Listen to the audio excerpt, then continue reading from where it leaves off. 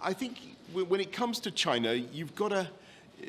I don't think anybody around the table today wants to descend into a new Cold War with China. A number of real-time close calls took place during the Cold War. The first came in 1979, when technicians at NORAD received an alert that the Soviets had launched a barrage of missiles on North America. The military scrambled 10 fighter jets, the president's doomsday plane, and retaliatory missiles were prepped before discovering a technician had accidentally run a simulation of a Soviet attack. The reverse occurred in 1983, when a Soviet lieutenant running a defense bunker received a warning that 5 American ICBMs were headed toward Russia. He had orders to warn Soviet high command, but with just minutes to decide and pretty much the fate of the world in his hands, he decided it was likely a false alarm and didn't report it, likely avoiding nuclear holocaust. The third came later in 1983.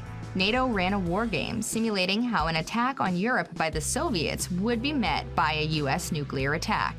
Unbeknownst to them, the Soviets suspected this might be a cover for an actual attack and prepared as such until the exercise ended. Nobody from NATO knew until months later. By 1989, the universe was a lot like Hollywood, recycling old storylines. Before, it was a comet. Now, it's an asteroid. It was discovered 9 days after its close call with Earth. An impact would have released as much energy as a 600-megaton atomic bomb. If it landed in the ocean, the sea would boil and tsunamis would ravage every coast. Hitting land would cause earthquakes, a mile-deep crater. Bruce Willis is still alive. Why do we even care about this? We're fine. The asteroid passed at about twice the distance of the Earth to the Moon. But, as an expert put it, on the cosmic scale of things, that's a close call. Last but most recent, and therefore the scariest, is the solar flare of 2012. On July 23rd, a coronal mass ejection tore through the Earth's atmosphere with the same power as the Carrington event, striking a satellite.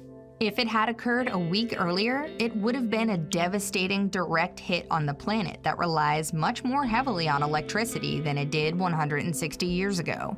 The results of a direct hit would damage satellite communications and power grids so badly that the total economic cost could exceed